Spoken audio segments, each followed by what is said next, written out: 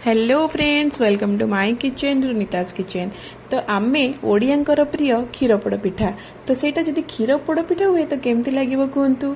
तो मु आज बनैथिली क्षीर पोड़ पिठा, भाबिली आपण मान संगे शेयर करी। क्षीर पोड़ पिठा पई मु एठी अरुआ चाउल 2 ରୁ 3 घंटा भिजै नेथिली। ता संग किछि काजू, किछि बादाम, किछि किशमिश, किछि गुजराती गुंड, ता संग गोटे नड़िया नेथिली। नड़िया को अधा पूरा करथिली, अधा पाती करथिली। अल्प देसी घी और गोटे कप चीनी, जो कप रे चाउल नेथिली सेई कप रे चीनी, 1 लीटर क्षीर। तो एतिकी को मु नेथिली क्षीर पोड़ पिठा पई। एबे बतुराई रखिथिबा चाउल को अल्प पानी दे भल भाबरे ग्राइंडिंग कर दिथिली। तो बैटरटा पूरा जेमती पतला हबो से हिसाब रे ग्राइंडिंग करिबा। तो एठी मोर ग्राइंडिंग हेई जाइछि, देखंतु केते पतला बैटर मु बनेछि।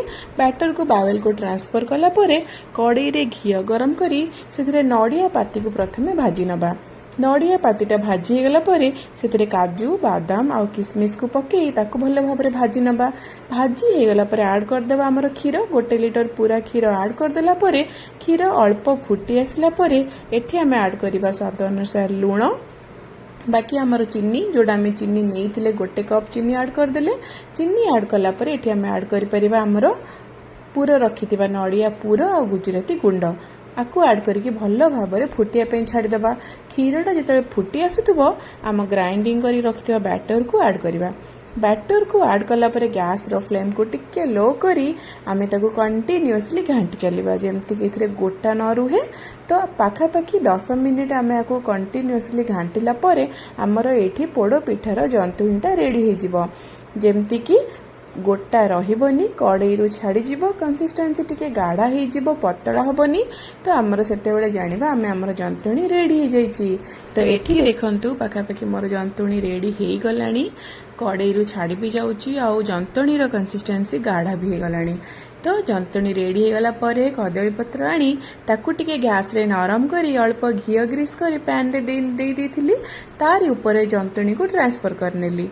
सबू जंतुणी ट्रांसफर कला परे हाथ रे हल्का घी ग्रीस करी ताकू मु भल भाबरे गोटे राउंड शेप दे देली। तो एठी आपण चाहिले केक टिन यूज रे भी करि परिबे, बट मु एठी पैन रे बनेइथिली। आपण पैन रे भी चाहिले आराम रे करि परिबे। तो एठी सेट कला परे आ गोटे कदली पत्र को ऊपर कवर करी ताकू कवर करी मु 40 ରୁ 45 मिनिट्स 40 ରୁ 45 मिनिट पर्यंत आकू मु स्लो फ्लेम रे बेक करथिली। स्लो फ्लेम रे बेक कला परे देखंतु मोर गोटे पट साइड पूरा बेक हे जाइछि आ बहुत ही सुंदर देखा जाउछि। ब्राउन कलर भी हे जाइछि आ बहुत भलो देखा जाउछि। तो पुणी एटा मु ऊपर पटे टिके बेक करिया पई ताकू ठंडा करी ओल्टे नेली प्लेट रे। आउ एटा को पुणी सेही पैन रे कदली पत्र रो सहाय्य रे पुणी ओल्टे की मोर पके देबी। तो एठी मु पैन रे पुणी ताकू ओल्टे पके नीची आकू हल्का सेट करी ताकू आउ 5 ରୁ 10 मिनिट मैक्सिमम 10 मिनिट आमे आकू स्लो फ्लेम रे बेक करिबा। तो एठी मो पैन रे पुणी बसई नेली, देखंतु कवर करी आकू आउ 10 मिनिट बेक कला परे मोर रेडी ही जाइथिला नरम नरम क्षीर पोड़ पिठा। तो देखंतु केते सुंदर देखा भी जाउची आ बहुत टेस्टी भी हेतिला। आपण ए रेसिपी निश्चय ट्राई करंतु आ जदि भी करि सारिचंती केमति लागिला निश्चय जणेबे। वीडियो भल लागिले लाइक करिवे एंड चैनल को प्लीज गोटे सब्सक्राइब करिया पे जमा भूलिबेनी। Thank you.